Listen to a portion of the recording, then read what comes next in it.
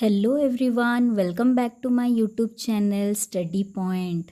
आज हम लोग हीट के बाकी बचे हुए 10 क्वेश्चंस को कवर करेंगे। तो चलिए शुरू करते हैं। Question number 11, which of the following statement is और आर इनकरेक्ट। यहाँ कुछ स्टेटमेंट दिए गए हैं, हमें देखना है इनमें से कौन कौन से स्टेटमेंट्स इनकरेक्ट हैं। पहला statement, two thin woolen sweaters are warmer than a thick woolen sweater। ये स्टेटमेंट सही है, तो इसका एक्सप्लेनेशन हम लोग देख लेते हैं।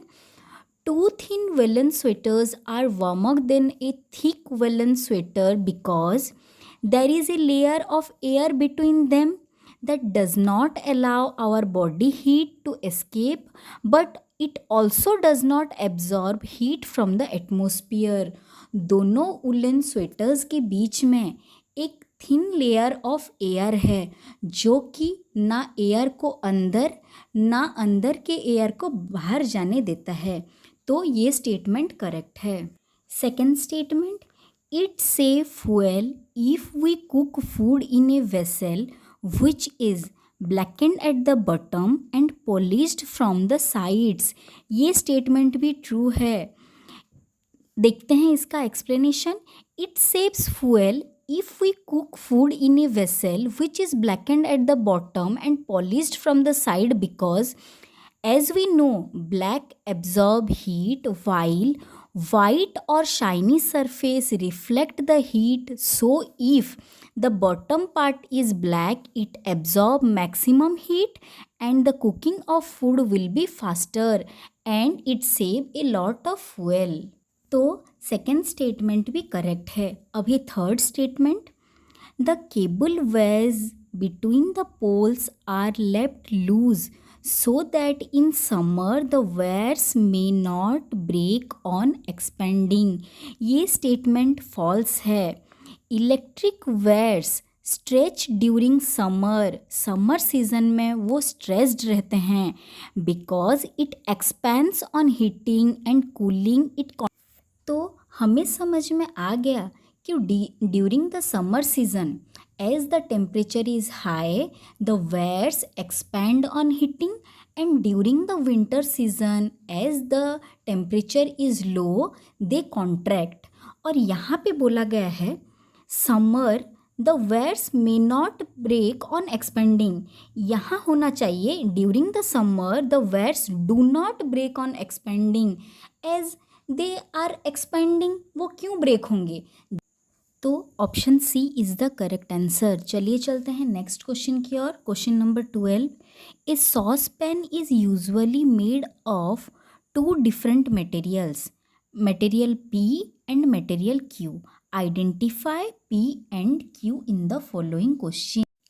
यहाँ एक डायग्राम भी दिखाया गया है। देखिए, जो कंडक्शन वाला पार्ट है वहाँ पी लिखा गया है और जो इंसुलेटिंग वाला पार्ट है वहाँ क्यू लिखा गया है। तो अभी ऑप्शंस को देख लेते हैं। ऑप्शन ए में दिया गया है पी स्टील होगा। हाँ, हो सकता है, as steel is good conductor. क्यू एल्यूमिनियम होगा, बट क्यू एल्यूमिनियम नहीं हो सकता क्योंकि ये भी एक गुड कंडक्टर है। तो हम पकड़ेंगे कहाँ से सॉस पैन को? अभी ऑप्शन बी, पी में दिया गया है इबोनाइट जो कि एक वल्कनाइज्ड रबर है जो कि इंसुलेटर है, और क्यू में प्लास्टिक, दोनों ही इंसुलेटर, कैंसिल। अभी ऑप्शन सी, पी में स्टील और क्यू में इबोनाइट, ये ऑप्शन सही है। सो क्वेश्चन नंबर 12 का option number C is the correct answer. चलिए चलते हैं नेक्स्ट क्वेश्चन की ओर। Question number 13, question number 13, which of the following statement is incorrect. इनमें से कौन सा स्टेटमेंट इनकरेक्ट है? First, thermometer is read by holding its bulb. ये स्टेटमेंट इनकरेक्ट है। Always hold a thermometer from its top and read the level of mercury. तो पहला ही statement incorrect है, पर हम बाकी के ऑप्शंस पढ़ लेते हैं। Option B, A few sharp jerk are given to clinical thermometer before using it। ये स्टेटमेंट करेक्ट है। Option number C, a the black fabric is preferred during the winter season. Yes, हम लोग winter season में dark colour cloth prefer करते हैं और summer में light coloured cloth. Option number D, shopkeeper selling ice block usually cover them with jute sacks because the jute is an insulating material and it help the ice not to melt so easily। इसीलिए ice को jute bags में रखा जाता है क्योंकि वो एक insulating material है। तो चलिए चलते हैं नेक्स्ट क्वेश्चन की ओर। Question number 14, two glass test tubes are heated from two different places of the test tubes. In which test tube will all the water heat off first? देखिए यहाँ एक डायग्राम दिया गया है x और दूसरा y। x के नीचे से हीट दिया जा रहा है और y के साइड से। कौन सा वाला टेस्ट ट्यूब का वाटर सबसे जल्दी पूरा बॉइलिंग पॉइंट तक पहुँचेगा? तो यहाँ आंसर होगा x। क्यों? क्योंकि when the test tube is heated from below, the water get hot, rises up and the cold water from the top takes its place। तो इस हिसाब से एक रोटेशन टाइप का मोशन क्रिएट होगा और सारा वाटर जल्दी ही हीट हो जाएगा। बट फिगर y में ऐसा नहीं हो पाएगा, इसीलिए in x only the water in the test tube will heat up first. तो option A is the correct answer. चलिए चलते हैं नेक्स्ट क्वेश्चन की ओर। Question number 15, two blocks of the same material are placed in contact as shown in the picture. Which one is true about the heat flow? यहाँ हम figure में देख सकते हैं दो ब्लॉक्स एक के ऊपर एक रखा गया है। ऊपर वाला ब्लॉक का टेम्परेचर है 70 डिग्री सेंटीग्रेड और नीचे का है 120 डिग्री सेंटीग्रेड। ऑप्शन में जाने से पहले हमें पता है यहाँ पे हीट का ट्रांसफ़र होगा and we know that heat get transfer from the hotter end to the colder end till equilibrium is maintained. तो नीचे वाले ब्लॉक से ऊपर वाले ब्लॉक की तरफ टेम्परेचर का ट्रांसफ़र होगा। चलिए चलते हैं ऑप्शंस की ओर। Option number A, heat flow from the bottom to the top as the smaller block has higher temperature than the bigger one. तो ऑप्शन ए ही करेक्ट आंसर है। उसके बाद देख लेते हैं बाकी options. B, heat flow from the top to the bottom as the bigger block has greater mass. यहाँ पे मास का कोई रिलेशन ही नहीं है क्योंकि हम कंडक्शन देख रहे हैं। Option C, heat flow from the top to the bottom as the bigger block has higher potential energy. यहाँ पोटेंशियल एनर्जी का भी कोई बात नहीं है। डी तो ऑल ऑफ दीज है जो कि गलत है। तो option A is the correct answer. चलिए चलते हैं नेक्स्ट क्वेश्चन की ओर। Question number 16, two steel ball P and Q have same reading when measured by thermometers of Celsius reading and Fahrenheit reading respectively। Then as यहाँ बोला गया है दो स्टील बॉल्स हैं और वो दोनों सेम टेम्परेचर शो करते हैं जब भी हम उनके टेम्परेचर्स सेल्सियस रीडिंग में देखेंगे और फ़ारेनहाइट स्केल में देखेंगे। तो ऑप्शंस को देख लेते हैं। A, ball P has greater temperature than ball Q। नहीं, as they show same temperature difference कहाँ बोला गया है। Option B, ball P has lower temperature than ball Q। ये भी गलत है।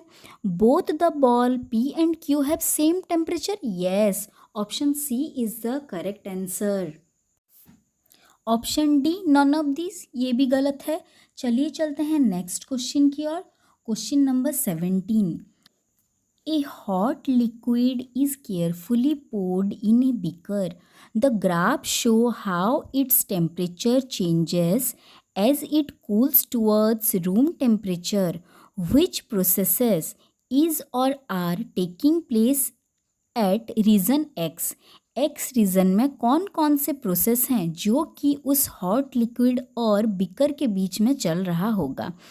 तो देखिए यहाँ एक छोटा सा ग्राफ दिया गया है। एक्स एक्सिस में टाइम और वाई एक्सिस में टेम्परेचर दिया गया है। जब हॉट लिक्विड पोर किया जा रहा है बीकर में, लिक्विड हॉट है तो एवापोरेशन प्रोसेस हो रहा होगा and as the temperature slowly cools down तो सॉलिडिफिकेशन भी हो रहा होगा लिक्विड का। तो option D, solidification and evaporation both the processes point X में हो रहा होगा। नेक्स्ट देख लेते हैं सारे ऑप्शंस को। ए ऑप्शन में दिया गया है boiling and evaporation. Boiling top में हो रहा होगा बट पॉइंट एक्स में नहीं। कॉन्डेंसेशन ओनली नहीं, गलत है। एवापोरेशन ओनली नहीं, तो option D is the correct answer. चलिए चलते हैं नेक्स्ट क्वेश्चन की ओर। Question number 18। Two holes of unequal diameters D1 and D2, D1 greater than D2 are cut in a metal sheet. If the metal sheet is heated, then क्या क्या हो सकता है। यहाँ कुछ ऑप्शंस दिए गए हैं। जब हम मेटल शीट को हीट देंगे तो both the diameter D1 and D2 will increase due to thermal expansion. यहाँ पे ऑप्शंस देख लेते हैं। D1 will increase and D2 will decrease, गलत है। D1 will decrease, D2 will increase, ये भी गलत है। Both D1 and D2 will decrease, ये गलत है। Both D1 and D2 will increase, option D is the correct answer। चलिए चलते हैं नेक्स्ट क्वेश्चन की ओर। Question number 19। On a sunny day, the sun's rays are falling on two identical small ice blocks at different time of a day as shown in the figure. Then first figure x में जो raise है और incident हैं वो normal में आ रहे हैं, और जैसे कि हमें पता है in normal incidents the absorption of heat is maximum of y will melt faster as compared to y, because y में जो इंसिडेंट रेज हैं वो थोड़े एंगल में पहुंच रहे हैं y ब्लॉक के पास, बट x में जो हैं सारे नॉर्मल इंसिडेंट्स आ रहे हैं। इसीलिए x block will melt faster as compare to y, और ये है option number A. Block y take longer time to melt as compare to x। चलिए चलते हैं नेक्स्ट क्वेश्चन की ओर। Question number 20। Observe the given figure carefully and choose the correct option for matching the column 1 with column 2। First हम लोग figure में ही देख लेते हैं। एक्स में देखिए हीट का ट्रांसफ़र हो रहा है from hotter to the colder and without the help of any material medium. Then Y को देख लेते हैं। वाई में हम देख पा रहे हैं कन्वेक्शन प्रोसेस हो रहा है as liquid is heated.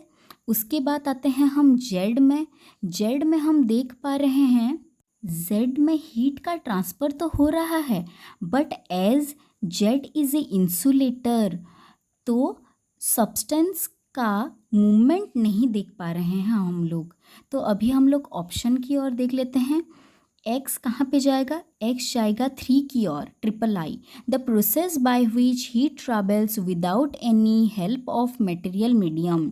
Y जाएगा आई की तरफ, the process of transfer of heat in a liquid और gas by the movement of liquid और गैस दैट इज़ कन्वेक्शन। और जेड आएगा डबल आई की तरफ, the flow of heat through a substance without the movement of the substance itself. तो option number A is the correct answer. तो हम लोगों ने एंड के 10 क्वेश्चन डिस्कस कर लिए हैं, और किसी को भी कुछ डाउट होगा तो आप लोग कमेंट सेक्शन में पूछ सकते हैं। मैं इनके नोट्स आपको प्रोवाइड कर दे रही हूँ। Thank you for watching, take care.